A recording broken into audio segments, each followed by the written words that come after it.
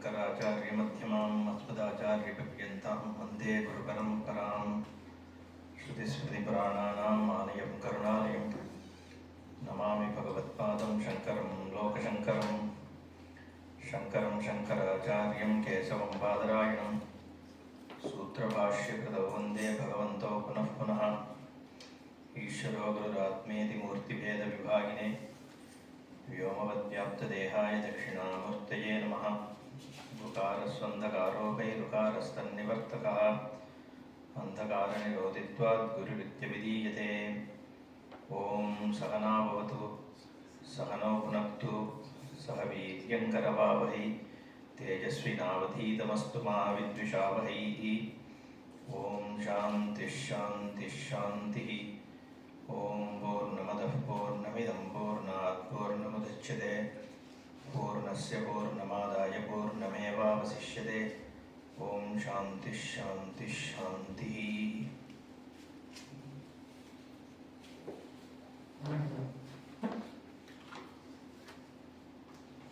तदेजति तन्नेजति तद्दूरे तद्वन्तिके तदन्तरस्य सर्वस्य तदु सर्वस्य अस्य बाह्यतः यस्तु सर्वाणि भूतानि आत्मन्येव अनुपश्यति सर्वभूतेषु च आत्मानं ततः न विजुगुप्सते।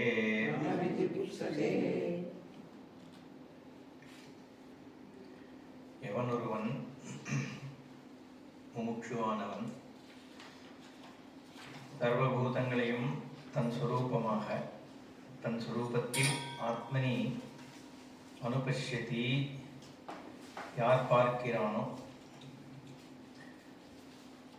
சர்வபூதேஷு ச ஆத்மானம் அனுபஷ்யதி எல்லா பூதங்களிலும் ஆத்மஸ்வரூபம்தான் வந்து வியாபிச்சிருக்கின்ற திருஷ்டி யாருக்கு இருக்கோ அப்படிப்பட்டவன் ததா ந விஜுகுப்சதே அப்போ அந்த பூதங்களிடம் கிருணம் காட்டுவதில்லை அப்படின்னு சொல்றது மந்திரம்.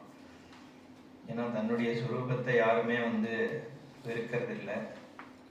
அதனால தன்னுடைய சுரூபமாக தான் எல்லாம் இருக்கு அப்படிங்கிற ஞானம் இருக்கிற ஒருத்தன் ந விஜுகுப்சதே கிருணா ஏன்னா நிமித்தம் இல்லாததுனால் அப்படிங்கிறதுனால இங்க வந்து கிருணா இல்லை அப்படின்னு சொல்லிட்டு அடுத்த மந்திரம் ஆரம்பிச்சானவ. யஸ்மின் சர்வாணி பூதானி ஆத்ம ஏவ அபூத் விஜானதः தத்ர கோ மோஹः கஷோகः ஏகத்வம் அனுபஷ்யதः. இது ஆஃபன் கோட்டட் மந்திரம். இது தத்ர கோ மோஹः கஷோகः ஏகத்வம் அனுபஷ்யதः. இது வந்து நிறைய இடங்கள்ல நம்ம கேட்போம். இந்த மந்திரம் என்ன சொல்றதுன்னா, இந்த முன்னாடி ஸ்லோகத்துல ஆத்மஸ்வரூபத்துல வந்து சர்வத்தையும் பார்க்கிறவன், சர்வத்திலையும் ஆத்மாவை பார்க்கிறவன், அவைகளிடம் வெறுப்பு காண்பிப்பதில்லை, கிருணா இல்லைன்னு பார்த்தோம். இங்க அதுலேருந்து ஒரு ஸ்டெப்போ என்ன சொல்றதுன்னா, யஸ்மின் சர்வாணி பூதானி ஆத்மைவ அபூத், யார் ஒருவனுக்கு எல்லா பூதங்கள் பார்க்கின்ற விஷயங்கள் எல்லாமே ஆத்மாவாகிறதோ அபூத் விஜானதா, விஜானதகான ஞானின்னு அர்த்தம். இங்கே அப்பேற்பட்ட ஞானிக்கு மோகா கஹா சோகா கஹா ஏகத்துவம் அனுபஷ்யதா, அப்படிப்பட்ட ஒரு ஏகத்துவத்தை பார்க்கிறவனுக்கு சோகமோகம் இல்லை அப்படிங்கிறது வாக்கியம். இது ஆதாரமா வச்சுதான் ஞானி வந்து சோகமோகம் இல்லாதவன். பகவத்கீதையிலே நிறைய ஸ்லோகங்கள் இதுல இந்த வாக்கியத்தை வச்சு எழுதப்படுறது. அதனால பிரமாணமா இருக்கிறதுனால பாஷ்யக்காரர் என்ன சொல்றார், சோகமோகயோகோ அவித்யா காரியயோகோ ஆக்ஷேபேன சம்பவ பிரகாசனாத் ஆக்ஷேபேன அசம்பவ பிரகாசனாத் சகாரணஸ்ய சம்சாரஸ்ய அத்யந்தமேவ உச்சேதா பிரதர்ஷிதா பவதி அப்படின்னு சொல்கிறார். நேரடியாக சாஸ்திரம் வந்து அப்படிப்பட்டவனுக்கு சோகமோகம் இல்லை அப்படின்ற வாக்கியத்தை சொல்கிறதுனால ஸ்ருதி வந்து உச்சேதம் பண்ணுறது, சம்சாரம் இல்லைன்னு காண்பிக்கிறது. ஏன்னா சோகமோகம் தான் சம்சார காரணம். சோகம் மோகம் சங்காத் சஞ்சாயத்தே காமஹா, காமாத் குரோதோபிஜாயத்தே, குரோதாத் பவதி சம்மோகா, சம்மோகாத் ஸ்மிருதி விப்ரமஹா என் கீதையில் சொல்கிறார். அதனால் சோக மோகம் இல்லாத தன்மை அதுதான் வந்து சம்சாரித்துவம் இல்லாத தன்மைன்னு ஆகிறது. அப்போது ஞானிக்கு தான் சோக மோகம். முகுன்றது மோகத்துக்கு முகுங்கிற தாத்துலேருந்து வருது. மோகம் சோகம். சோகம்ங்கிறது கில்ட் ஹர்ட் எல்லாத்தையும் சேர்க்கலாம். மோகம்ன்றது பிரவருத்தி, பேசிக்லி வந்து டெல்யூஷன். இங்கே எஸ்மின் சர்வாணி பூதானி எஸ்மின் காலே யதோக்த ஆத்மனி தானியேவ பூதானி சர்வாணி பரமாத்ம தர்ஷனாத் ஆத்மேவ பூத ஆத்மேவ சம்ருத்தா பரமார்த்த வஸ்து விஜானதா தத்ர தஸ்மின் காலே தத்ர ஆத்மனி வா கஹா மோகா கஹா சோகா. நேரடியாக தான் அர்த்தம் பண்ணுறார். சர்வாணி பூதானி ஆத்மேவ பூத், ஆத்மஸ்வரூபமாகவே ஆயிடுத்துன்னு அர்த்தம். ஏன்னா நான் காத்தாலே சொன்ன மாதிரி அஸ்தித்வம் பானத்துவம் ரெண்டுமே ஆத்மாலேருந்து தான் வருது. எந்த ஒரு அனுபவத்திற்கும் இருக்கின்ற தன்மை கொடுக்கறது ஆத்மவஸ்து தான். அது பிரகாசிக்கிறதுங்கிறதும் ஆத்மாலேருந்து தான் வருது. ஏன்னா ஆத்மா தான் ஸ்வயம் பிரகாசம், மற்றதெல்லாம் ஆத்மாவுக்கு தான் பிரகாசிக்கிறது. அப்படிங்கிறதுனால இவை எல்லாமே ஆத்மவஸ்து தான் அப்படிங்கிற ஞானம் விஜானதா ஞானிக்கு ஏற்படுது. அந்த சோகம் மோகம் எங்கேருந்து வருதுங்கிறதுக்கு பாஷ்யக்காரர் சொல்றார், காம கர்ம பீஜம் அஜானதா பவதி நது ஆத்ம ஏகத்துவம் விசுத்தம் ககனோபமம் பஷ்யதா. ஓகே, ஆத்மஸ்வரூபம் ககனோபமம் நம்ம ஏற்கனவே பார்த்தோம். ஆகாசம் மாதிரியாக சூக்ஷ்மமாகவும் சர்வவியாபியாகவும் ஆத்மவஸ்து இருக்கிறது அப்படிங்கிறத பார்த்தோம். ககனம்னா ஆகாசம். ஆகாச உபமமாக ஆகாச சமமாக இருக்கக்கூடிய ஆத்ம வஸ்து உன்னுடைய ஞானம் அடைந்தவன். விசுத்தம் ஆத்ம ஏகத்துவம், சுத்தமான ஆத்மவஸ்து. ஏன் சுத்தம்னு பார்த்தோம் இல்லையா? ராகத்வேஷ ரஹிதத்துவம், அவித்யா ரஹிதத்துவம். அவித்யன்றதும் ஒரு மலம் தானே. அவித்யை இல்லாத ஸ்வரூபமாக இருக்கிறதுனால விசுத்தம் ஆத்மா. ஆத்மா சுத்தஸ்வரூபம். எதையும் எந்த விதமான அழுக்கும் ஆத்மவஸ்துவை தீண்ட முடியாதுங்கிறதுனால விசுத்தமான ஆத்மா. ககனோபமம், ஆகாசம் மாதிரி எல்லாவற்றையும் வியாபிச்சிருக்கு, எல்லாவற்றையும் அகாமடேட் பண்ணிட்டும் இருக்கு. எல்லாமே ஆத்மாஸ்ரிதமாக இருக்கிறதுனால ஆகாசத்துக்கு ஒப்பானதாக இருக்கிறது ஆத்மவஸ்து. அப்படிப்பட்ட ஆத்மாவை பார்க்குறவனுக்கு சோகமோகம் இருக்க போறது இல்லைன்னு சொல்றார். ஏன்னா காம கர்ம பீஜம், காம கர்மாவுக்கு பீஜமா இருக்கிறது அவித்யை தான். அவித்யை இல்லாமல் இருக்கிறதுனால ஞானிக்கு வந்து சோகமோ மோகமோ இருக்கிறது இல்லை அப்படிங்கிறது வேதம் சொல்றது இங்கே மந்திரம். அடுத்தது போலாம். சஹா பரியகாத் சுக்ரம் அகாயம் அவ்ரணம் அஸ்ராவிரம் சுத்தம் அபாபவித்தம் கவிஹி மனிஷி பரிபூஹு ஸ்வயம்பூஹு யாதாதத்யதஹ அர்த்தான் व्यदधात् शाश्वतीभ्यः समाभ्यः.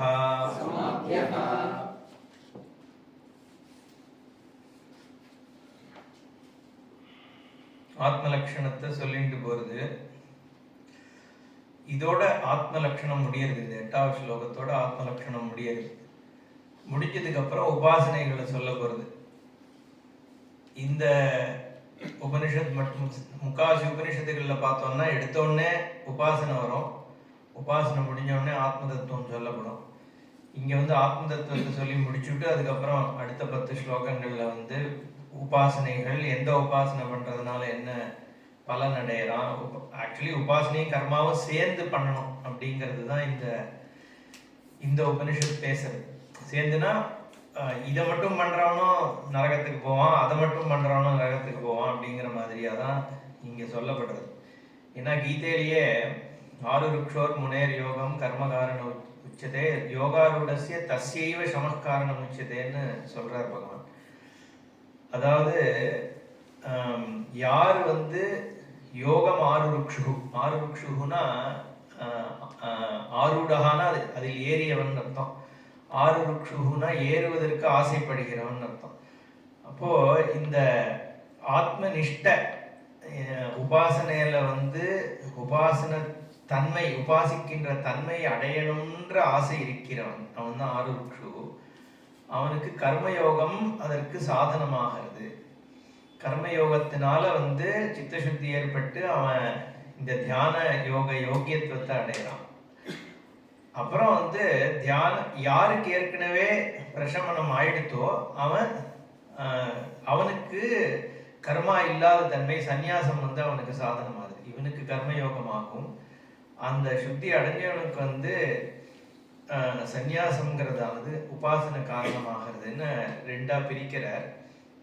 அங்க கூட பகவான் தஸ்யைவ, அதுவே ஒரு கேள்வி வருது, இது ரெண்டும் வந்து ஒரே ஆள் தான் ஒன்றுத்துக்கு அப்புறம் இன்னொன்று பண்ணணுமா இல்லை வெவ்வேறு ஆட்களை பற்றி சொல்றதா அப்படின்ற கேள்வி வரும்பொழுது தஸ்ய ஏவன்ற ஒரு வார்த்தை அங்கே வர்றதுனால ஒரே ஏக புருஷ சாத்தியம்தான். அது ஒத்தனே தான் இதையும் பண்ணி அதையும் பண்ணணும்.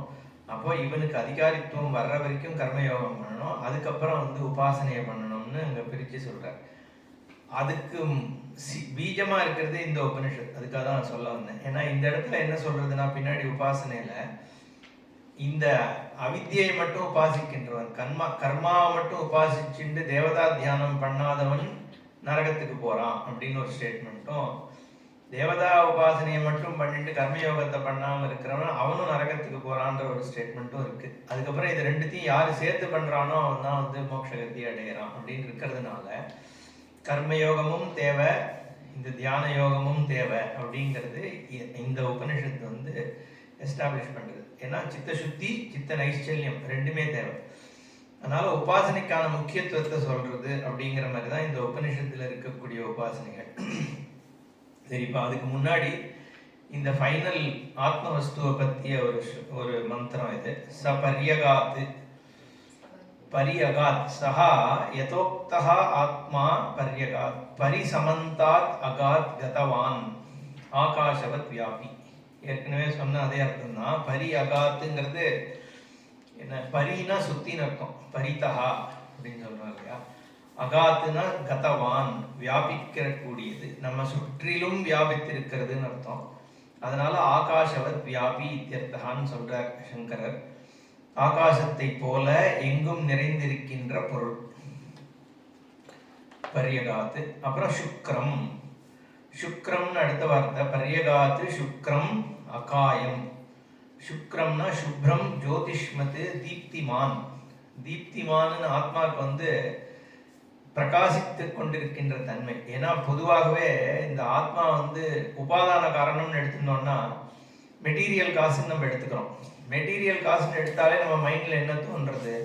ஏதோ ஒரு ஆட்டம் மாதிரி, ஏதோ ஒரு பொருள்களால் ஆனது இந்த உலகம் அப்படின்னு எடுத்துக்கிறோம். பட் அந்த மாதிரி எடுத்துட்டோம்னா அது ஜடமாயிடுது. ஆத்மா வந்து ஜடப்பொருளாகுது. ஆட்டம்ங்கிற பொழுது ஒரு ஜடப்பொருளாக தானே ஆகுது. அது ஜடப்பொருள் இல்லாமல் இது காரணமாக இருக்குங்கிறதுனால தான் ஞப்திகின்ற வார்த்தையை வந்து அந்த சத்தியம் ஞானம் அனந்தம்ல சொல்றது. இங்கேயும் சுக்ரம் தீப்திமான். தீப்திமான்னா பிரகாசம் பண்ணக்கூடியது. பிரகாசம் பண்ணக்கூடியதுன்னா இங்க சைதன்ய சுரூபத்தை தான் அப்படி சொல்றதுன்றது புரியுது. அப்போ சுக்ரம் சுப்ரம் ஜோதிஷ்மத்து தீப்திமான், எது பிரகாசத்தை கொடுப்பதாக இருக்கிறதோ அப்படின்னு ரெண்டாவது லட்சணம் ஆத்மாக்கு. அடுத்தது அகாயம் அஷரீரம் லிங்க சரீர வர்ஜிதா இத்தியர்த்தா. ஆத்மா ஷரீரி ஷரீரம் ரெண்டு இருக்கு. நம்ம இந்த ஷாரீரக மீமாம்சன்னு சொன்னார் இல்லையா ஜெய்சங்கர்ஜி. ஷாரீரகம்னே பேரு அந்த பிரம்மசூத்திரத்துக்கு. ஷாரீரகனை பற்றிய மீமாம்சை. இந்த ஷரீரத்திற்குள் இருக்கின்ற பொருளுக்கு ஷாரீரகம்னு பேரு. ஷரீரம் ஷாரீரகம். அப்ப எது இந்த சரீரத்துக்குள்ள இருந்துட்டு இருக்கோ, இல்ல அவித்யா உபாதிக்கு உள்ள இருக்கக்கூடிய அந்தர்யாமியா இருக்கக்கூடிய சொரூபம்ங்கிறதுனால இங்க அகாயம்னு சொல்லும் பொழுது, காயம்னாலே தேகம்தான். காயமே அது பொய்யடா படுறோம் இல்லையா, அந்த காயம்னா தேகம்.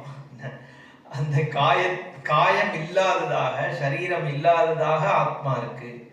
ஏன்னா நம்ம சாதாரணமா உள்ளுக்குள்ள இருந்துருக்குன்னு நினைக்கிறோம்ல, அதை வந்து இது நீக்கிறது, அந்த எண்ணத்தை நீக்கிறது. ஏன்னா காயம் தான் சத்தியம் மித்தியாங்கிறதுனால. லிங்க சரீர வர்ஜிதா.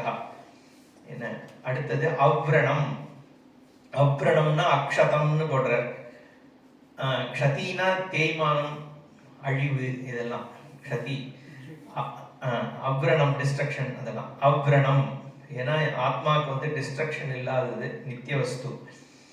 அப்புறம் அஸ்ராவிரம்.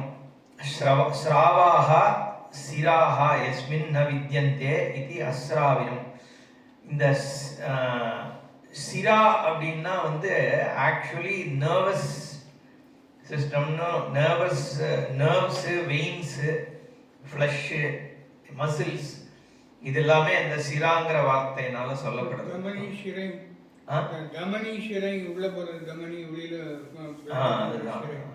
நம்ம பாடியில இருக்கக்கூடிய வேரியஸ் நர்வஸ் சிஸ்டம், மசில்ஸ், இதெல்லாம் சிரா. அஸ்ராவிரம்னு சொல்லும் பொழுது அது ஏற்கனவே வந்து காயம் இல்லைன்னு சொல்லிடுது. காயம் இல்லைங்கிறது மட்டும் இல்லாமல் அதுக்கு உள்ள இருக்கக்கூடிய, ஏன்னா இது யூஸ்வலி வந்து சைதன்யம் வந்து பிரெயினோட ஒரு எஃபெக்டாங்கிற ஒரு கேள்வி வருது.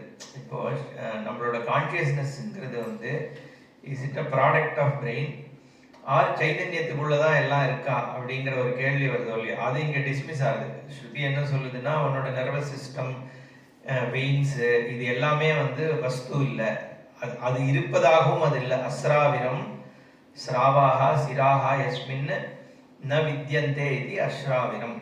ஓகே. அப்புறம் அவ்ரணம் அஸ்ராவிரம். இங்க வந்து ஆக்சுவலி பாஷிகாரர் இன்னொரு குவாலிஃபிகேஷன் கொடுக்கிறார்.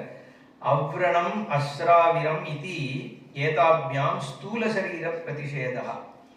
என்ன ஸ்தூல சரீரம் இல்லை, பிசிக்கல் பாடி கிடையாது ஆத்மவஸ்து அப்படிங்கிற பிரதிஷேதம் இங்க நடக்கிறது. இந்த இடத்துலலாம் ஸ்தூலம் இல்லைன்ற போது வெஷ்டி சமஷ்டி ரெண்டுத்தையும் எடுத்துக்கணும் நம்ம. ஏன்னா நம்ம ஏற்கனவே நேற்றுக்கு பார்த்தா மாதிரி வெஷ்டி ஸ்தூலம் வந்து சமஷ்டியினுடைய அங்கமா இருக்கிறதுனால ஸ்தூலத்துவம் இல்லை அப்படின்னு சொன்னா வெஷ்டியும் இல்லை சமஷ்டியும் இல்லை. ஸ்தூலத்துவ பிரதிஷேதம் ஸ்ருதி பண்றது. ஏன்னா இப்ப வேதம் வந்து ஆத்மாவை பத்தி என்ன சொல்றது அப்படிங்கிறது இப்ப இந்த விசாரம். ஸ்தூல சரீரம் இல்லை அப்படின்னு ஸ்திரமா சொல்றது இந்த இடத்துல. அடுத்தது சுத்தம். சுத்தம்க்கு பாஷிகாரர் நிர்மலம் அவித்யா மலரஹிதம். அஜ்ஞான மலம் இல்லை, காரண சரீர பிரதிஷேதா அப்படின்னு சொல்றார். ஸோ அவித்யன்றது காரண சரீரம் நம்ம பார்த்தோம், அதுவும் நேற்றுக்கு தான் பார்த்தோம். வெஷ்டி சமஷ்டி சொல்லும் பொழுது ஸ்தூல சரீரம், சூக்ஷ்ம சரீரம், காரண சரீரம். காரண சரீரம்ன்றது அவித்யா. இங்க சுத்தம்ன்ற வார்த்தை போடுறதுனால நிர்மலம்ன்ற அர்த்தத்துல இங்க அவித்யா வந்து நிஷேதமாகிறது. ஆத்மா வந்து அவித்யாவும் இல்லை. அவித்யாவை பிரகாசம் பண்றது ஆத்மாவாக இருந்தாலும், ஆனா அவித்யா ஆத்மாவினுடைய ஒரு குணமாக இல்லை. அதனால வந்து மலரஹிதம் இது காரண சரீர பிரதிஷேதா. ஸோ ஸ்தூல சரீரம், சூக்ஷ்ம சரீரம், காரண சரீரம் மூணுத்தையும் நெகேட் பண்ணுது. இங்க டைரக்டா சூக்ஷ்ம சரீரத்தை பண்ணல. பட் அடுத்த வேர்டு அபாபவித்தம், தர்மா தர்மாதி பாபவர்ஜிதம் அப்படின்னு சொல்லும் பொழுது அதை கூட நம்ம வந்து பாப வித்தத்துவம், கர்த்தத்துவ போக்திருத்துவம் இல்லாதனாலதான் பாப வித்தத்துவம் இருக்குன்னு சொல்றோம். அபாபவித்தம் தர்மா தர்மாதி பாபவர்ஜிதம். தர்மம் அதர்மம் முதலான ஆதிபதம் போடுறாரு இங்க. தர்ம அதர்மாதி பாபவர்ஜிதம். அங்க ஆதிபதத்தினால என்ன வருதுன்னு தெரியல. தர்ம அதர்மம் முதலான பாபங்கள்னு அர்த்தம் இங்க. என்ன அதனுடைய பலன் எடுத்துக்கலாம். அப்போ என்ன தர்மாதி பாபவர்ஜிதம். சாமானிய தர்மத்தினாலேயோ விசேஷ தர்மங்கள்னாலேயோ ஏற்படக்கூடிய பாபங்கள் எதுவும் ஆத்மாவை தொடர்றது இல்லை. ஏன்னா பாபம்ன்றது எதுக்கு இருக்கு? கர்த்தாக்கு தான் இருக்கு பாபம். கர்த்தாக்கு ஆதாரமா இருக்கக்கூடிய சொரூபத்துக்கு வந்து பாப புண்ணியம் கிடையாது. ரெண்டுத்தையுமே வந்து அது பிரகாசம் பண்ணின்னு இருக்குன்றதுனால அபாபவித்தம் தர்மா தர்மாதி பாபவர்ஜிதம். சுக்ரம் இத்தியாதினி வச்சாம்சி புல்லிங்கத்வேன பரிணேதானி ச பரியகாத்து இது உபக்ரமிய கவிஹி மணிஷி இத்தியாதினா புல்லிங்கத்வேன உபசம்ஹாராத். சரி, புல்லிங்கம்னு எடுத்துக்கோன்னு சொல்றாரு, அது ஓகே. அடுத்த லைனு கவிஹி. கவின்னு ஏன் வந்து ஆத்மா சொல்லப்படுறது? பாஷிகாரர் கிராந்ததர்ஷி கவி. கவிங்கிற வார்த்தைக்கு கிராந்ததர்ஷி ரொம்ப லாங் விஷன் இருக்கிறவர்னு அர்த்தம். கவி நம்ம கவிங்கிற வார்த்தைக்கே இந்த வால்மீகியெல்லாம் கவின்னு சொல்கிறோம்ல. ஸோ தன்னுடைய காலத்தை தாண்டிய ஒரு விஷயத்தை பார்க்கக்கூடியவன், ஃபோர்சைட்டட்னஸ் இருக்கிறவனுக்கு கவின்னு பேர். இங்கேயே ஆத்மாவை கவி அப்படின்னு சொல்றா, கிராந்ததர்ஷிக்கு சர்வதற்கு அப்படின்னு போடுறார் பாஷிகாரர். சர்வ ந அந்யஹா அதஹா அஸ்தி திரஷ்டா இத்தியாதி ஸ்ருதே. ஆத்மாவை சர்வதற்குங்கிற பதம் சொல்றது. ஏன்னா எல்லாவற்றையும் சாட்சிச்சுட்டு இருக்கிறது ஆத்மா. ஆத்மாவுக்கு ஒரு திரஷ்டா இல்லை அப்படிங்கிறது. அதான் நான் அந்யஹா அதஹா திரஷ்டா அஸ்தி.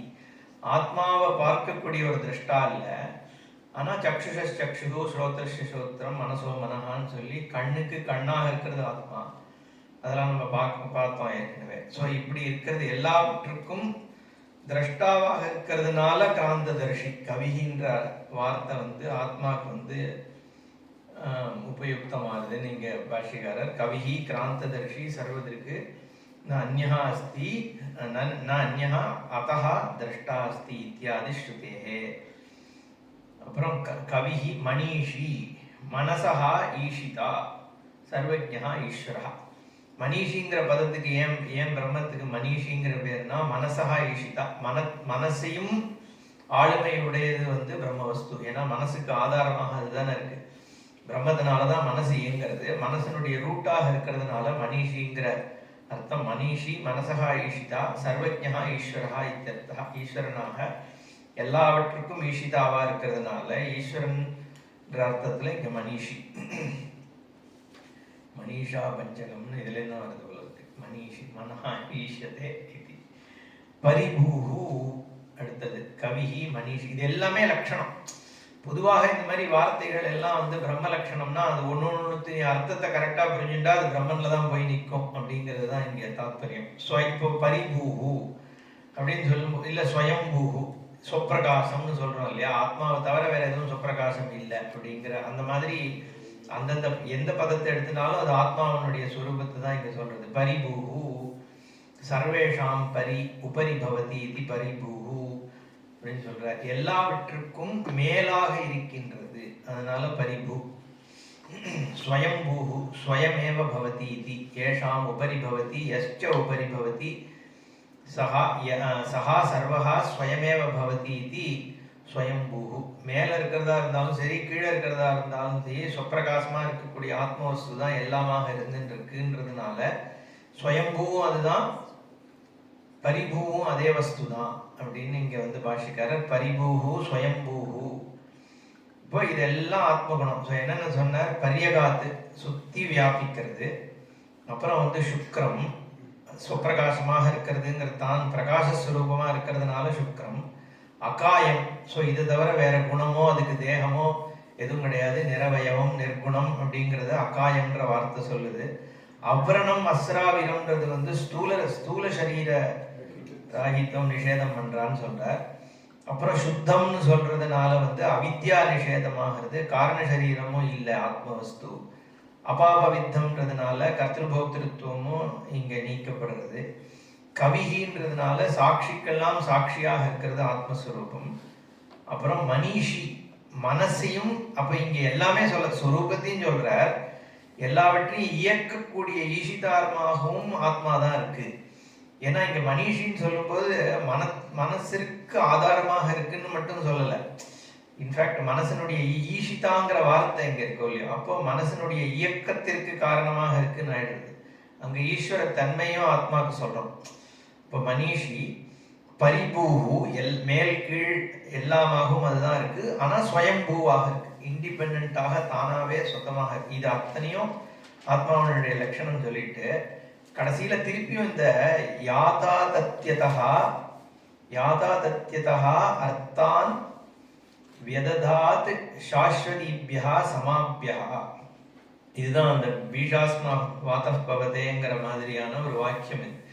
இது என்ன சொல்றாருன்னா, எந்தெந்த தேவதைகளுக்கு என்னென்ன மாதிரியான கேப்பபிலிட்டி அண்ட் காரியம் பண்ண வேண்டியது இருக்கோ அதை அவளுக்கு நியமனம் பண்றது ஆத்மவஸ்து தான் அப்படின்னு ஈஸ்வர தன்மையை தான் இங்க சொல்றது. இங்க சஹா நித்தியமுக்தா ஈஸ்வரா யாதாதத்யதா சர்வஜ்ஞத்வாத் யதா ததா பாவஹா யாதாதத்யம் யாதாதத்யம் தஸ்மாத் யதாபூத கர்மபல சாதனதா அர்த்தான் கர்த்தவிய பதார்த்தான் விததாத் விஹிதவான். அதனுடைய கர்த்தவியத்தை அதது செய்யறதுக்கு வந்து விஹிதம் ஈஸ்வரனுடைய ஆக்ஞையினாலதான் நிலைநிறுத்தப்படுறது. சுவாமித்வம் விஹிதவான் யதானுரூபம் வியபஜத்து அதனுடைய தேவை.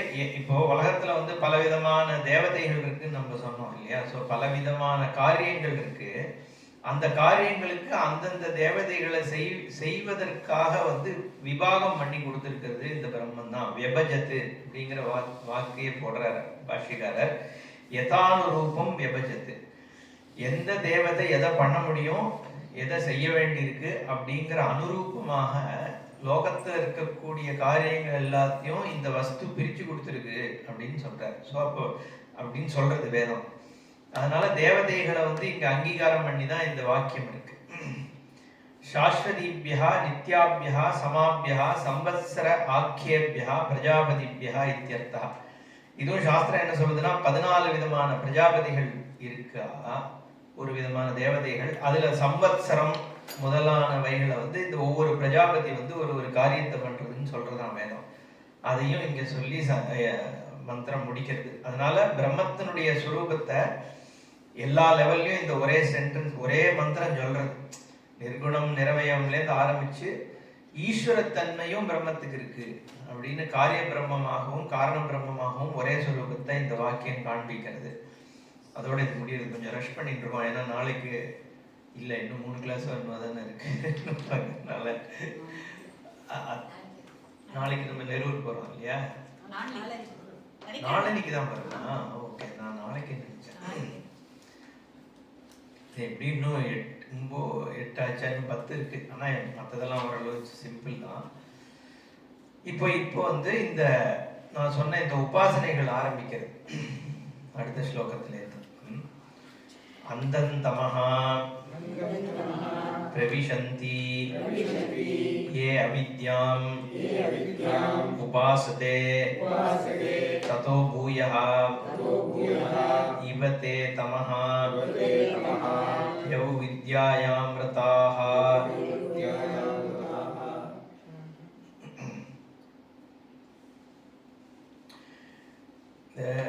இங்கெல்லாம் வந்து மந்திரம் சொல்ற வார்த்தையை வந்து ட்ரெடிஷன் எப்படி பார்க்கறதுங்கிறத வச்சுதான் அர்த்தம் புரிஞ்சிக்க வேண்டியிருக்கு.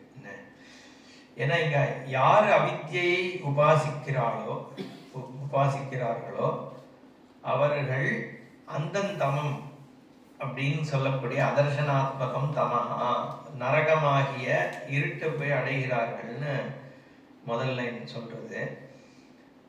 வித்யையில் யார் லயிக்கிறார்களோ வித்யாயாம் ரதாக அவன் அதை விட மோசமான ஒரு நரகத்தை போய் அடையிறான். வாக்கியம். இப்போ இது எப்படி புரிஞ்சுக்கிறதுன்னா அதனாலதான் இது ரெண்டுத்தையும் சேர்த்து பண்றதுதான் இதனுடைய தாத்பரியம்னு சங்கரர் சொல்ற. தனித்தனியாக அடுத்த இது ஆரம்பிக்கும் போது தத்திர அவாந்தர பலபேதம் வித்யா கர்மணோகோ சமுச்சய காரணம், இது ரெண்டும் சேர்த்துதான் பண்ணணும். ஏன்னா இங்க அவித்யன்ற வார்த்தையே கர்மாவை சொல்றது. ஏன்னா கர்மா பண்றதே அவித்தியினாலதான் நம்ம பார்த்தோம். ஏன்னா நான் கர்த்தா நான் போக்தான்ற ஒரு எண்ணம் இருக்கிறதுனால தான் கர்மா பண்றேங்கிறதுனால அவித்யங்கிற பதமே ஒரு கர்மியை சொல்றது. இங்க வித்யாங்கிறது வந்து ஞானத்தை சொல்லல, இங்க வித்யாங்கிறது தேவதா உபாசனையை சொல்றது. தேவதையை அறிந்து கொண்டு அவன் மேல் தியானம் பண்றது வித்யா. அதை எல்லா இடத்துலையும் எடுத்துக்கிறது தான். என்ன துவைத்திகள் எல்லாருமே வந்து வித்யா வந்து இன்ஃபேக்ட் விஷ்டாத்வைதி துவைத்திலாம் ஞானம்ன்ற பதத்தையே பிரம்ம ஞானம்னா பகவானுடைய நாராயணனுடைய குணங்களை தெரிந்து கொள்வதுதான் அவன் ஞானமா எடுத்துக்கிறான். அந்த ஞானத்தை அடைஞ்சு அதுக்கப்புறம் அந்த ரூபத்துல நீ தியானம் பண்ண முடியும். இப்போ நான் வந்து பகவான் மேல தியானம் பண்ணணும் அப்படின்னு சொன்னேன்னா நாராயணனை தியானம் பண்ணணும்னா நாராயணனுடைய சொரூபம் என்னன்ற ஞானம் எனக்கு வேணும். அப்போ அந்த ஞானத்தை தான் அவ ஞானம்னு எடுத்துக்கிறது. அதனாலதான் கர்மாவுக்கு அப்புறம் ஞானம், ஞானத்துக்கு அப்புறம் தியானம் பண்ணி நீ பகவானை போய் அடைன்னு அவன் ஆர்டரை மாத்திடுறான். நம்ம என்ன சொல்றோம், முதல்ல வந்து கர்மாக்கு அப்புறம் தியானம் உபாசனை, ஃபைனலா ஞானம் வந்து மோட்சம் அடையறோம்னு சொல்றோம். அங்க வந்து அவள்கிட்ட ஆர்டரே மாறி போயிடும். ஞானம்ங்கிறது ஈஸ்வரனுடைய சொரூபத்தை அவனுக்கு வந்து புரிஞ்சுக்கிறதுக்காக கதை வச்சுட்டு இருக்கார், சக்கரம் வச்சுட்டு இருக்கார், இதெல்லாம் நீ கரெக்டா புரிஞ்சுட்டதுக்கு அப்புறம் அந்த சொரூபத்தை நீ வந்து தியானம் பண்ணணும்னு அப்படி போறது அவளுடையது. அதனால இங்க வந்து வித்யான்னு சொல்லும் பொழுது தேவதா ஸ்வரூபத்தினுடைய உபாசனையே இங்க வித்யான்னு சொல்லுது இந்த இடத்துல. இங்க நம்ம சாஸ்திரத்துல நம்மளும் அப்படிதான் எடுத்துக்கிறோம். இங்க அந்தந்தமஹா பிரவிசந்தி ஏ அவித்யாம் உபாசத்தை, இந்த கர்மாவிலேயே யார் லயிச்சுன்னு இருக்கானோ எப்பவுமே அவனும் வந்து அந்த அந்தம்னா இங்க என்ன, இந்த சோகமோகம் தான். திருப்பி திருப்பி இந்த சம்சாரத்துலதான் உழண்டுட்டு இருக்க போறான். அதே மாதிரி கர்ம யோகத்தை பண்ணாம வெறும்ன தியானத்தை பண்றேன்னு உட்கார்ந்து இருக்கவன் இருக்கான்ல, அவனுக்கும் பலன் கிடையாது. ஏன்னா அவனுமே சித்தசுத்தி இருக்க போறது இல்லை. சித்தசுத்தி இல்லாதவன் எப்படி உபாசனை பண்ண முடியும்ன்றதான். இப்போ உபாசனைன்னா என்னன்னு பார்க்கணும். நம்ம நான் வந்து ஒரு அளவுக்கு கவர் பண்ணேன். என்னன்னா இந்த செயின் திங்கிங், சைக்கிளிக் திங்கிங், இந்த ஜபம் பண்றதெல்லாம் ஒரு விதமான உபாசனைன்னு சொன்னாங்க இல்லையா. இன்னொரு விதமான உபாசனைகள் இந்த உபனிஷத் உபாசனைகள்லாம் இருக்கு. இந்த பூர் புவஸ்வஹா நம்ம இதுலலாம் பண்றோம் இல்லையா, வியாகிருத்தின்னு சொல்றோம். அந்த 3 சப்தங்களை வச்சு அதுல வந்து வேக்கனை வந்து பூலியும், ட்ரீம் சமஷ்டியை வந்து புவஹாலையும், காரணத்தை வந்து ஸ்வஹாலையும் நீ சூப்பர் இம்போஸ் பண்ணி தியானம் பண்ணு. இந்த மாதிரி எல்லாம் தியானங்கள் சொல்லப்பட்டிருக்கு. இந்த தியானம் என்னன்னா சகுணமாக முருகன், பிள்ளையார், கிருஷ்ணர்னு தியானம் பண்ணாம இந்த சர்வவியாபித்துவத்தையே வந்து சில இதுல இந்த வியாகிருதி மேல அத்தியாரோபணம் பண்ணி தியானம் பண்றது. ஸோ இந்த மாதிரி உபாசனைகள்லாம் வந்து வேதத்துல கொடுக்கப்பட்டிருக்கு. இதுவுமே வந்து அஜ்ஞானியனோட உபாசனை தான். இதுக்கப்புறம் நிதித்தியாசனம்னு சொல்லும் பொழுது நம்ம என்ன பண்றோம், நம்ம இப்ப இந்த வாக்கியம் இருந்தது இல்லையா, போன வாக்கியம் இருக்கு. ஃபார் எக்ஸாம்பிள் ஒரு நிதித்தியாசனம்னா என்னன்றதுக்காக சொல்றேன். பரியகாத் அப்படின்னு இப்ப வார்த்தை இருந்தது. சுற்றிலும் நிறைந்திருக்கின்றது ஒரே வஸ்து தான் அப்படிங்கிற ஒரு பார்ட் இருக்குல்ல, அதை எடுத்துட்டு அதுல கான்டெம்ப்ளேஷன் பண்ணா அது நிதித்தியாசனம். இப்போ அகம் நிர்விகல்பா அப்படிங்கிற வாக்கியத்தை எடுத்துட்டு அதுல நம்ம வந்து அது இப்ப நம்ம சிரவணம் பண்றோம்.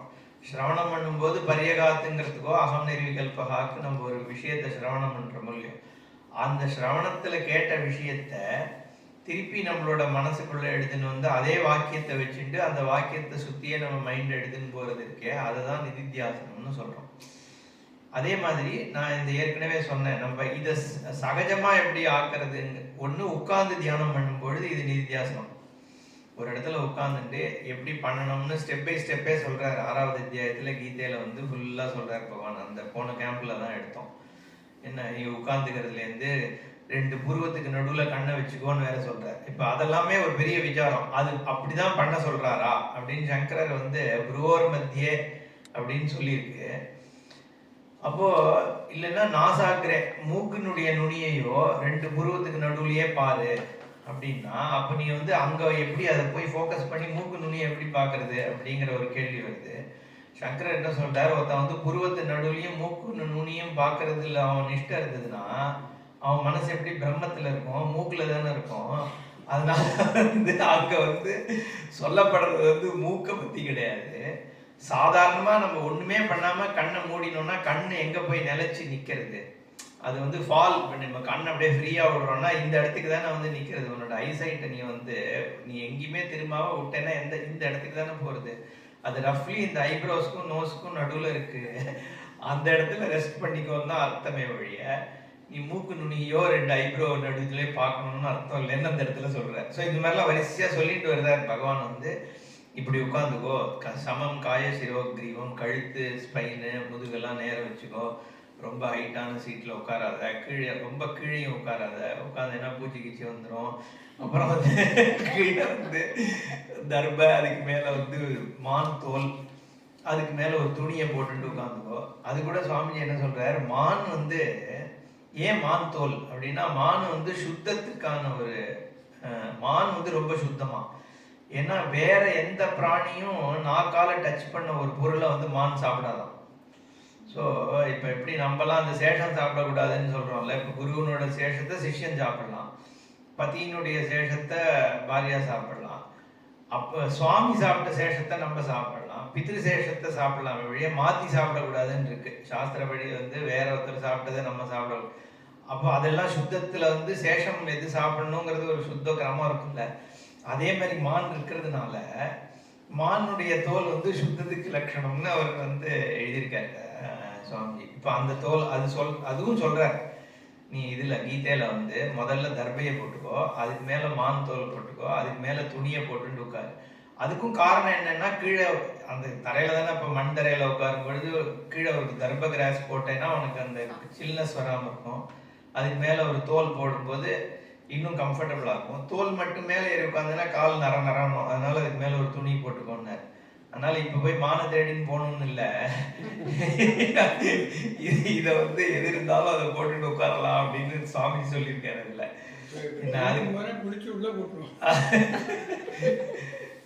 அதாச்சா. அதுக்கப்புறம் வந்து இந்த தியானத்தை எப்படி பண்ணணும்னு நிஷ்டையை பத்தி ஃபுல்லா அந்த 6ஆம் அத்தியாயத்துல சொல்றாரு. சொல்லும் போது அங்க கான்டம்ப்ளேஷனை தான் சொல்றாரு. ஏன்னா சன்னியாச தர்மத்தை முன்னாடி அத்தியாயத்துல பேசிட்டு அதுக்கப்புறம் இந்த தியானத்தை எப்படி பண்ணணும், உபாசனை எப்படி பண்ணணும், எந்த இடத்துல எந்த விஷயத்துல பண்ணணும், அப்புறம் சர்வாத்ம பாவம் எப்படி சித்திக்கிறதுங்கிறத பேசிட்டு வர. அதுதான் நிதித்தியாசனம் சொல்லுவோம். அப்ப அங்க என்ன பண்றோம்னா, இந்த வாக்கியத்தை எடுத்து நம்ம நிதித்தியாசனம் பண்றோம். அதுலதான் அந்த ஆத்மனி ஏவ வசம் நைய தண்ணிக்கு சொன்னேன், ஆத்மால உன்னோட புத்தியை எடுத்துன்னு வா அப்படின்னு சொல்லும் பொழுது அங்க வந்து எங்க போனாலும் அந்த இடத்துல ஆத்மாதான் இருக்குங்கிறத பாருன்னு வியாக்கியானம் பண்ணான்னு சொன்னோம். இப்ப அதுதான் சகஜ நிஷ்டைன்னு சொல்றது. அது என்னன்னா, நம்ம உட்கார்ந்துதான் பண்ணணும்னு இல்லை, எங்க இது ஏன் சொல்றேன்னா, நம்ம இதை பிராக்டிஸ் பண்ணலாம், நம்ம எல்லாருமே இதை பிராக்டிஸ் பண்ணலாம்.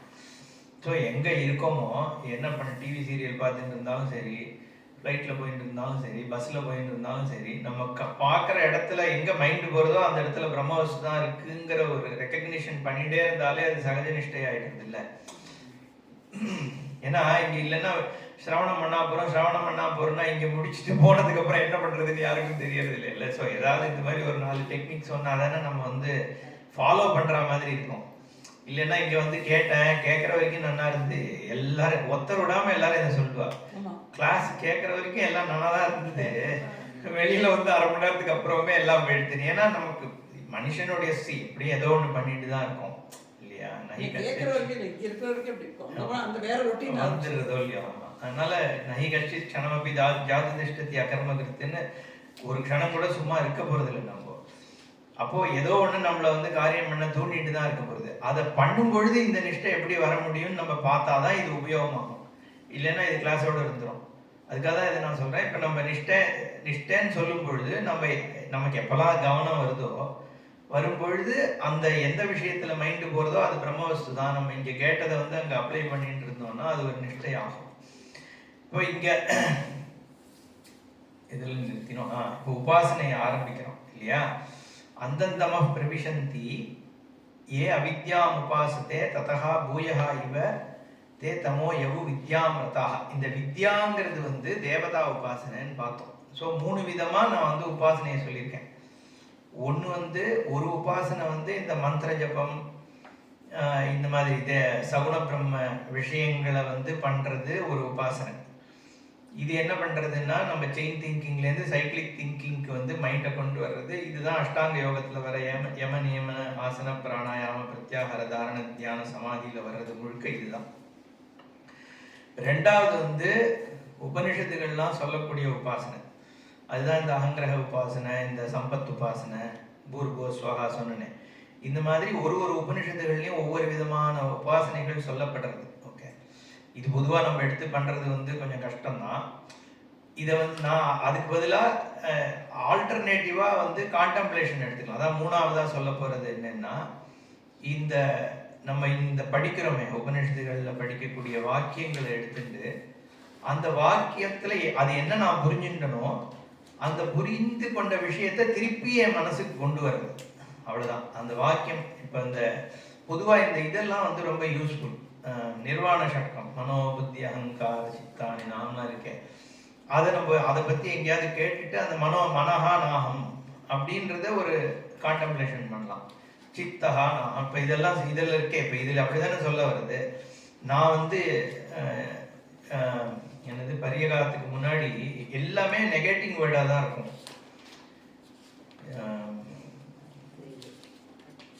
தத் ஏஜதி தத் ந ஏஜதி தத் தூரே தத் அந்திகே, இந்த 5வது வாக்கியம் இருக்கு இல்லையா, அதை எடுத்துக்கலாம். தூரமா இருக்கிறதும் நான் தான், கிட்ட இருக்கிறதும் நான் தான் அப்படிங்கிற மாதிரியான வாக்கியங்கள் எல்லாமே எந்த ஒண்ணு நமக்கு வந்து புரிஞ்சா மாதிரி இருக்கோ அதை எடுத்துட்டு அதுல கான்டெம்ப்ளேட் பண்ணலாம். அந்த மாதிரி பண்ணும் பொழுது நமக்கு இன்னும் கிளாரிட்டி இன்க்ரீஸ் ஆகுது.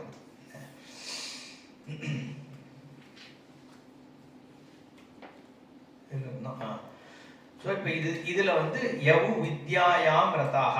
அதனால உபாசனையை மட்டும் பண்ணிட்டு கர்ம யோகத்தை பண்ணாம ஒருத்தர் இருந்தான்னா அவனுடைய புத்தியானது வந்து உபாசனையில லயிக்கிறது இல்லை. அந்த ஆராத்தியம் ஆரம்பிக்கும் போதும் கீதையில வந்து கர்ம யோகத்தை பண்ணி ரெடியானதுக்கு அப்புறம் தான் தியான யோகத்துக்கு வரணும்னு ஸ்பெசிஃபிக்கா சொல்றாரு.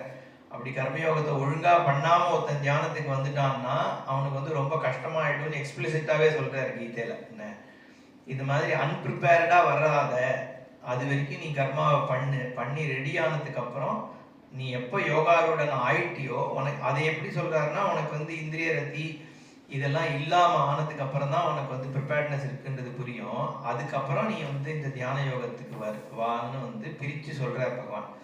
அதனால இந்த இடத்துலையுமே அந்தந்த மகா பிரவிசந்தின்றதுக்காக சொல்றேன். இது பேசிஸா வச்சுதான் கீதா அபியஸ்தி சொல்லப்பட்டது, ஸ்ருதி இல்லையா?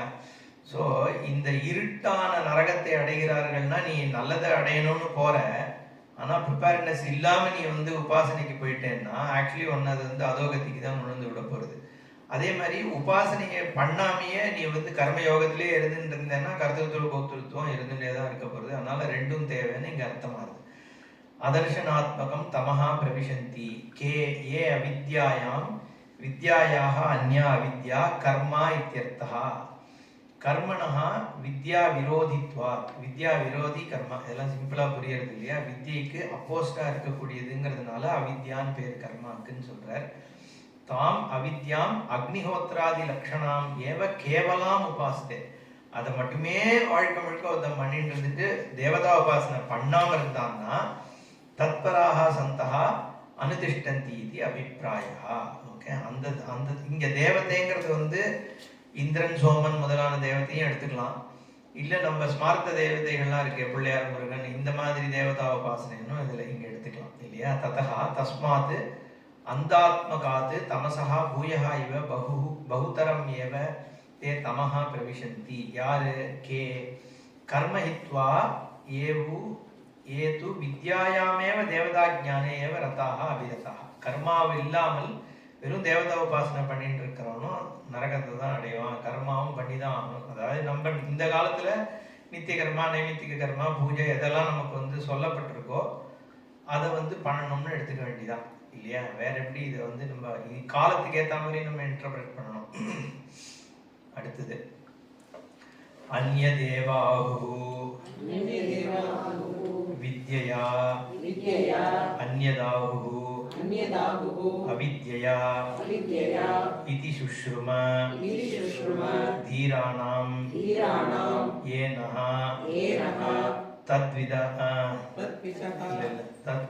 தத்விசக்ஷிரே.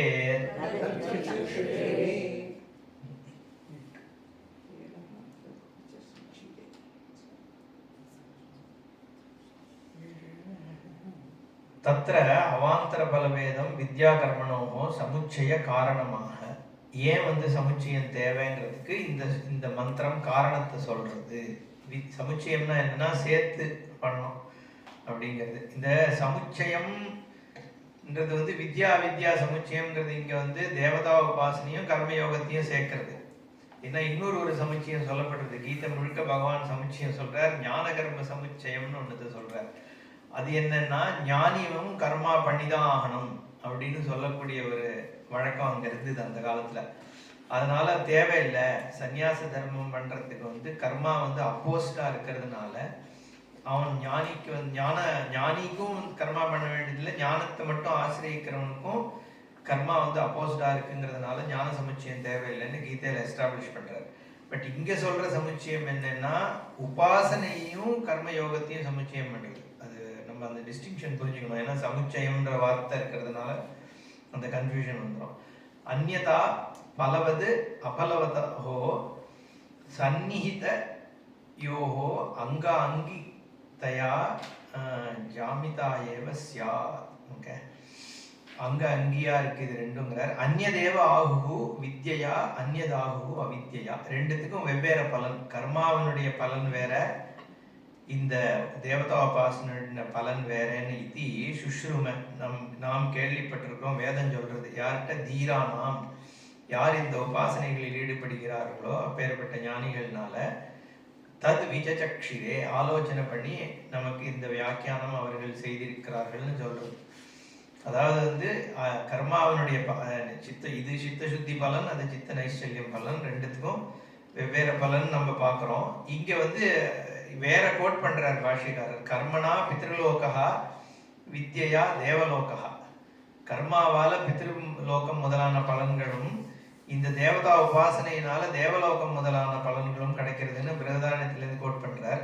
பிருதகேவ வித்யா கிரியதே பலமிதி ஆகு வதந்தி, அந்யதாகு அவித்யா கர்மணா கிரியதே பலமிதி ததா உக்தம் கர்மணா பித்ருலோகா வித்யா தேவலோகா இதி.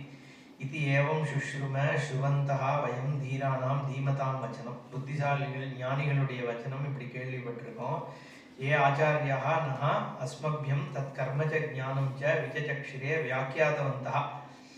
எந்த ஆச்சாரியர்கள் நமக்கு இதை பற்றிய வியாக்கியானம் சொன்னார்களோ அவ இந்த மாதிரி பிரித்து சொல்லியிருக்கா. தேஷாம் அயம் ஆகமஹா பாரம்பரியாகதா இத்தியர்த்தா. இது மாதிரி வாக்கியங்கள்லாம் இப்போ என்னன்னா நமக்கு கான்டெக்ஸ்டே கிடையாது. நம்ம காலத்துல வந்து இந்த மாதிரி உபாசனைகளோ கர்மாக்கள், இது வந்து வைதிக தர்மம் இருந்த காலத்துல இந்த ஸ்ருதி வாக்கியங்களுக்கு வந்து மக்களுக்கு அர்த்த ஞானம் இருக்கும். ஏன்னா அவ வந்து இந்த வைதிக கர்மா பண்ணிட்டு இருக்க போறா, உபாசனைகளும் அதோட அங்கமா இருந்துன்னு இருக்க போறது. அப்ப இந்த மாதிரி வாக்கியங்கள்லாம் வந்து அவளுக்கு பிரகாசிக்கும். நம்ம ஒரு அவுட் சைடரா தான் இதை பார்த்துட்டு போறோம். நம்மளோட அண்டர்ஸ்டாண்டிங் பாஷிகாரர் என்ன சொல்றாரோ அதை பேஸ் பண்ணி இதுல நம்ம என்ன புரிஞ்சுக்கிறோம்னா, கர்ம யோகத்தினால வரக்கூடிய பலன் வேற, நம்ம உபாசனையினால வரக்கூடிய பலன் வேற. இந்த கர்ம யோகத்துல இந்த வாஜபேயம் சோமயாகம் மாதிரி யாகங்கள்னால ஒரு விதமான லோகங்கள் கிடைக்கிறது. தேவதைகளை தியானம் பண்ணி அனுஷ்டானம் பண்ணி அந்த உபாசனை பண்றதுனால வேற விதமான லோகங்கள் கிடைக்கிறது. அதனால இது ரெண்டுத்தையும் சேர்த்து பண்ணும் பொழுதுதான் உனக்கு வந்து பிரயோஜனம் அப்படிங்கிற அளவுல நம்ம இதை புரிஞ்சுக்கிறோம். யதா ஏவம் அத்தஹா வித்யாம் ச அவித்யாம் ச யஹா தத்வேத உபயம் சஹா அவித்யயா மிருத்யும் தீர்த்வா வித்யயா அமிர்தமஷ்ணுதே.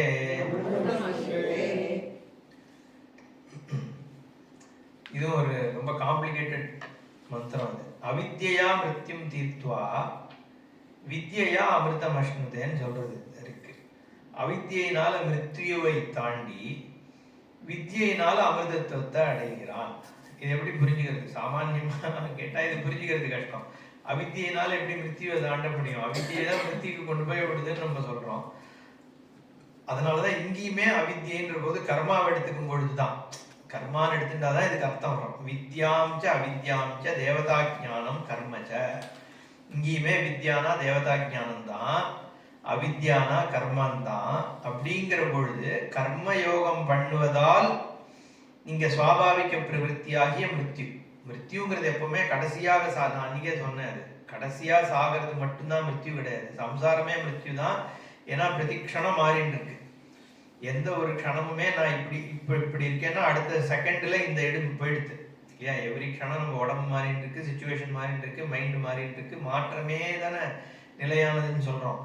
அந்த மாற்றமாக இருக்கிறதுனால போன செகண்ட் இருந்தா நான் போயாச்சு, அடுத்த செகண்ட் வேற ஆள் இருக்கேன்னு ஆயிடுது. அதனால வந்து அதுவே மிருத்யு தான்.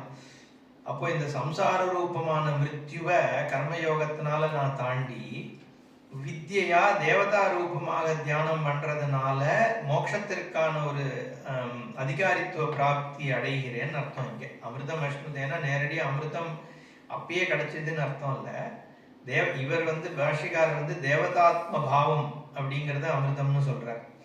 ஓகே, நம்ம ஒரு ஸ்டெப் எக்ஸ்டெண்ட் பண்ணி என்ன சொல்லலாம், சித்த நைஷ்சல்யம் அடைஞ்சு ஞான யோக்கியத்துவத்தை அடையறான், அதனால அமிர்தத்துவம் அடையறான்னு எடுத்துக்கலாம். வித்யாம்ச அவித்யாம்ச தேவதா ஜானம் கர்மச்ச யஹா தத் உபயம் சக ஏகேன புருஷேன அனுஷ்டேயம். ஒரே புருஷனால ரெண்டும் செய்யப்பட வேண்டியது அப்படிங்கிறதா இங்க தாத்பரியம்ங்கிறார் பாஷ்யகாரர். வேத தஸ்ய ஏவம் சமுச்சயகாரிணா ஏகைக புருஷார்த்த சம்பந்தா கிரமேண ஸ்யாத் இதி உச்யதே. அவித்யயா கர்மணா அக்னிஹோத்ராதினா மிருத்யும் ஸ்வாபாவிக கர்மஜானம் ச மிருத்யுசப்தவாச்சியம் ததுபயம் தீர்த்வா. ஸ்வாபாவிகம் கர்மஜானம் மிருத்யுசப்தவாச்சியம்னு சொல்றார். ததுபயம் தீர்த்வா மிருத்யும் தீர்த்வா அதிக்ரமிய வித்யயா தேவதா ஜானேன அமிர்தம் தேவதாத்மபாவம் அஷ்ணுதே பிராப்னோதி. தேவதா சுரூபமாகிய அமிர்தம்ன்ற அந்த சுரூபத்தை அடைகிறான். எப்படின்னா கர்மயோகத்தை பண்ணி அதனால அந்த கரண சுத்தி அடைஞ்சு அதுக்கப்புறம் அதனால் மிருத்யும் தீர்த்துவா இந்த நிஷ்டையில இருந்து தேவதா சுரூபத்தை அடைகிறான். தத்தி அமிர்தம் உச்சியதே எத் தேவதாத்ம கமனம். தேவதைகளை அடையிறதே அமிர்தம்னு சொல்றாரு பாஷிகாரர். அதுனா வியாகிருத அவ்யாகிருத உபாசனையோகோ சமுச்சிச்சீஷயா பிரத்யேகம் நிந்தா உச்சியதே.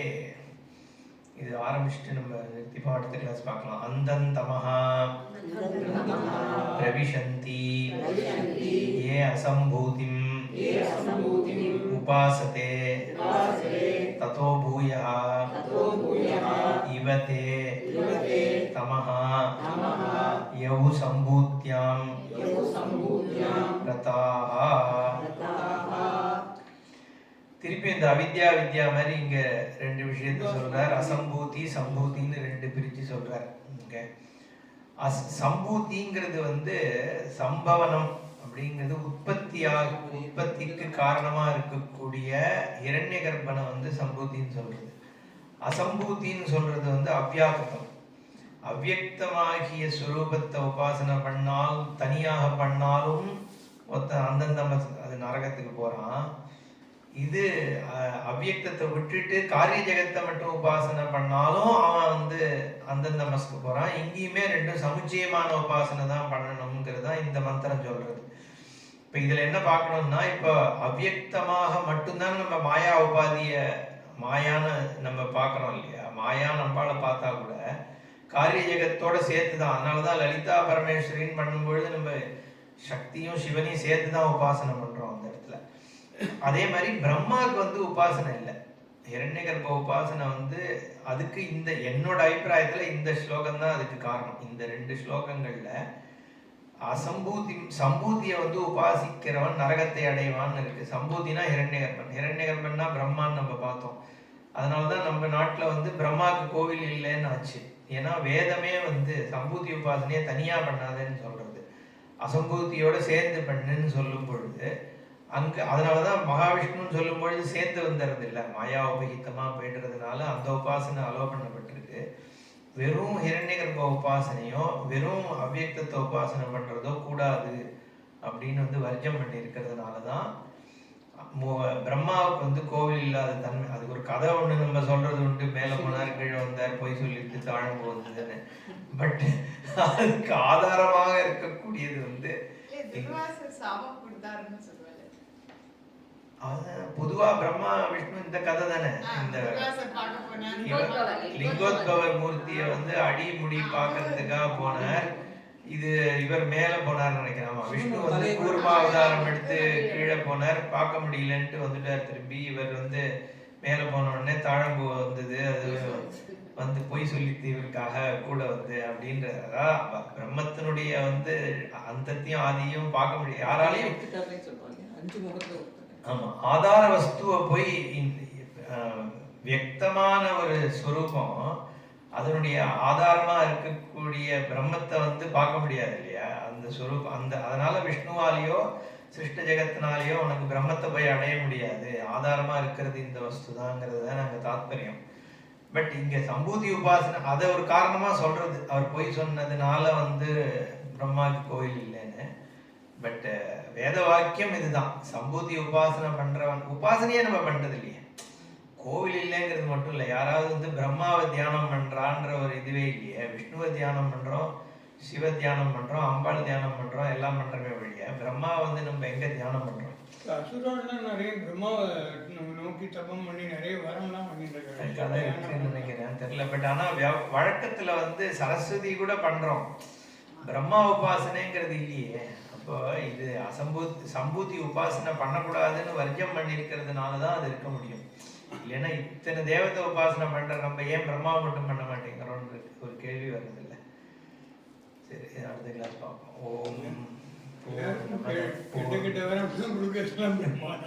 ஓம் பூர்ணமத பூர்ணமிதம் பூர்ணாத் பூர்ணமுதச்யதே பூர்ணஸ்ய பூர்ணமாதாய பூர்ணமேவாவசிஷ்யதே. ஓம் சாந்தி ஷாந்தி ஷாந்தி. ஹரி